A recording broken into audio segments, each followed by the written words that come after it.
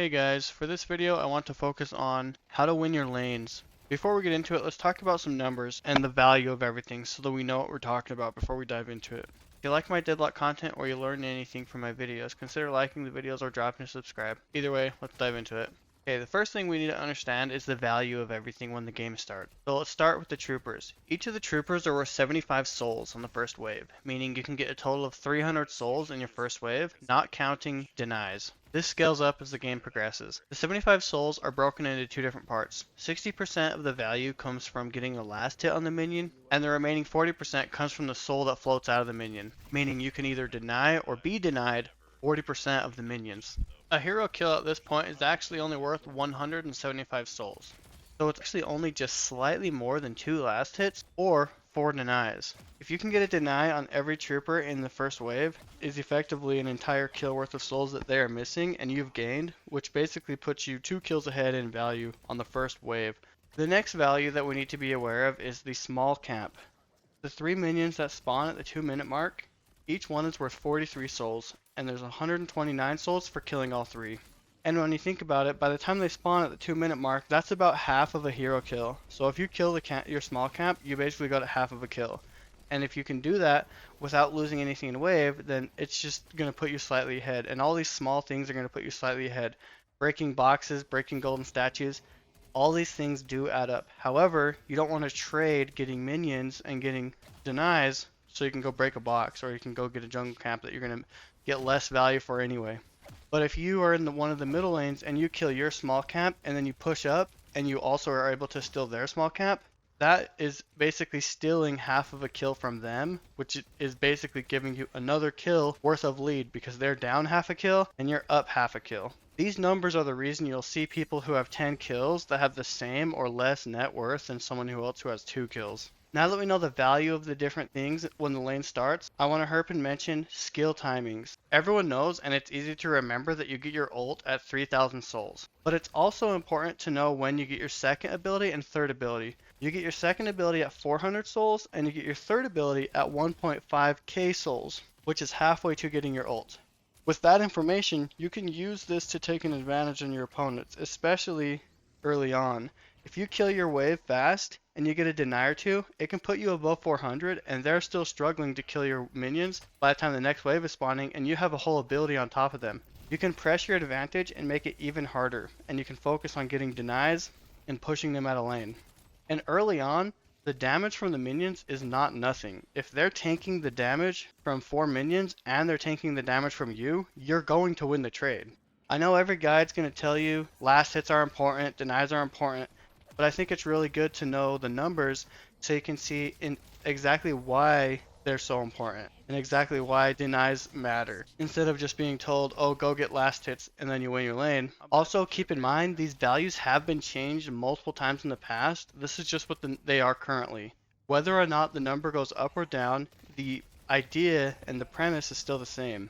So now that we know how the numbers stack up when the game starts, let's talk about what to do when that lane actually starts. This information applies to all heroes in all lanes regardless of solo or duo lane. So right when the lane hit, I know in Dota and League it's kind of good to zone out the enemy and try to control the wave state and bring it closer to your tower so you can last hit more safely. However, this game is very, very different because there's no dedicated jungle role. And also the way that you deny is just by shooting the souls. And it's a lot harder to zone a player out who has a gun who can reach really far. So instead on this game, you actually want to push your lane as fast as possible. So you want to run up and instantly start damage on the creep. Make sure you're securing the last hits. Go for any denies that you can, but make sure you don't miss any last hits. And if you push your wave into them, they have to back up unless they want to tank minions and you. And when your wave is up on the tower, you can put your energy into denying and also harassing the enemy. Really, the biggest single tip I would say for a brand new player that's just starting Deadlock is to make a habit of not thinking the trooper is dead when the trooper dies, but instead the trooper is dead when the soul has been confirmed. That applies to denying and last hitting. This will make a huge difference. During the lane phase, I like to think of everything at a different level of priority. At the top of the list, I like to put last hitting and denying, then getting damage on the tower, then taking jungle camps on the enemy side of the map, taking jungle camps on your side of the map,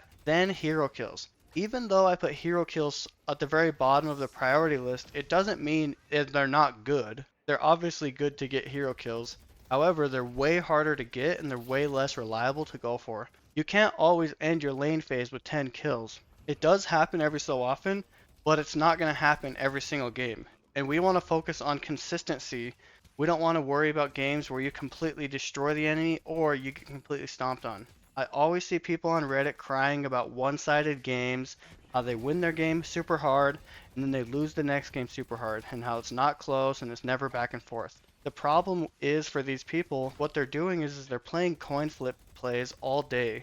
They're flipping a coin, and when they lose the coin toss, they get stomped on. And when they win the coin toss, they win their game and they destroy. This is giving them a false sense of doing something right because it does work half the time. However, we don't want to worry about something that works half the time. We want to worry about something that works most of the time, if not all of the time. Because we want to be consistent in our games and win more than we lose, not just win half of them and lose half of them. Keep in mind, these priorities change when the lane phase ends. I'm talking specifically for the laning. I could really make a whole nother video talking about priorities late game. So this is the final score of the game that you can see in the background. I just want to quickly go over the graphs and look at certain points in the game, specifically for laning.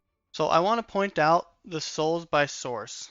So I'm going to compare myself against these guys just because I want to show where all the souls are actually coming from. And I want to emphasize again, it's coming from the troopers. This purple is the minions, it's the troopers. The red is the kills, yellow is neutrals like jungling and whatever else. But even then, even at the end of the game, troopers are still the main source. But let's look at the end of laning. Yeah, right about the 10-minute mark, about 59% of all of my souls came from minions. If I look at this guy, 75% of all of his came from minions. And if I look at these guys, even though they were down like crazy, it's still, as you can see, it's all from minions, right? 75%, 74%, 67%. Okay, now looking at the lane stats, we can see I had 9,444 myself, and me alone is more than the total of my opponents. My total of my opponents is 9,100. Me alone is 300 more than that. Obviously, I did get 4 kills. That does help. But if I minus out the value of that, I still had just about double them, you know? And the big portion of that is the denies. These denies are huge. So this is by the 9-minute mark. I know a couple of those were after the 8-minute mark, which means I stole the entire minion.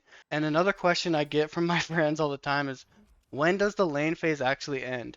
And to put it simply, the lane phase ends when people stop laning. I know it's kind of a stupid answer, but it's the truth. You'll hear people say the lane phase ends when you kill a guardian, or the lane phase ends at the 8-minute mark, or whatever, but none of these are necessarily true. They're not exactly accurate, because you can kill a guardian in 4 minutes. This doesn't mean the lane phase is over.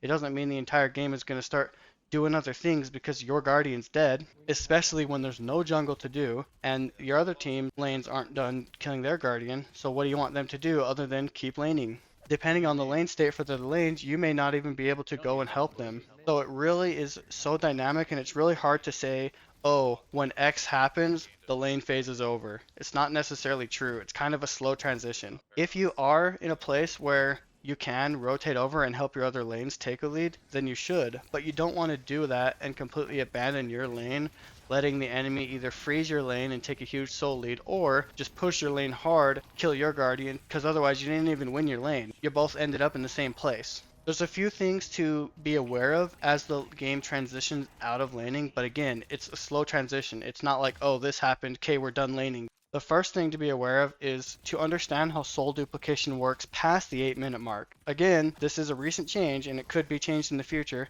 but at the time, the souls are duplicated for the entire game. But as soon as the 8-minute mark happens, they're duplicated at a 75% rate instead of a 100% rate. What this means is if you kill a minion that's worth 100 souls and you're alone, then you're going to get 100 souls, meaning your team went up by 100 souls. However, if you kill the same minion and you have a teammate with you, you both will get 75 souls, which is a total of 150 souls for your team. This change allows a lot more movement between lanes and a lot more movement around the map. So when this does happen, it doesn't necessarily mean laning is over, but it is moving towards that. Also, killing the objectives in your lane, like killing the guardian, or if you destroy hard enough and you push and kill the walker within 8 minutes, which it does happen, These are other things that lead towards the lane phase ending. And the reason why is because you can't really be there safely, and also there's not as much value to gain. If the walker's already dead and the guardian's already dead, what are you trying to kill, right? If you're just trying to get money, well, there's other walkers and there's other guardians elsewhere, and there's other things elsewhere that can give you money, but a lot safer. So just remember, the end of lane phase isn't necessarily a hard stop. It's a transition of kind of like when does mid game and when does late game start. Well, it just kind of depends on the game, right? But it is important to know these things that do happen. Really, one of the biggest things you can do that helps you be consistent in laning, even if you're having a hard lane, is to not get tilted and to play with a good attitude. It's okay to get in lane and realize, hey, these guys are actually pretty good. They're kind of bullying me here. I don't want to be here. It doesn't mean you should fight them and feed. Just trade, get last hits, get as much as you can without giving up too much. Laning is just one part of the game. There's an interesting stat I saw on Reddit that I can't remember the exact numbers, but it showed that the biggest indicator for who wins the game is not how many kills you have at the end of lane phase. It's actually how many last hits and denies you have compared to your laner. That was the biggest indicator on whether or not you're going to win your game. The biggest indicator to know if you won your lane or not is to look at the game state and to look at the objective. Is your tower dead? Is theirs alive? Also, how much net worth do you have? How much do they have? If you end the lane and you have 0 kills and 0 deaths and you're 2k up and their tower's dead, you won that lane. You won it pretty hard. The kills are not the indicator if you won or lost your lane, because you both have the same score, but it's pretty obvious who's in a better place. These are the points that I think are the most important for laning specifically. Let me know if there's other topics that you would like me to make a video on. If you learned anything, consider subscribing. And if I missed anything that you think was important that I should have added, let me know in the comments below. Anyway, that's about it. See ya.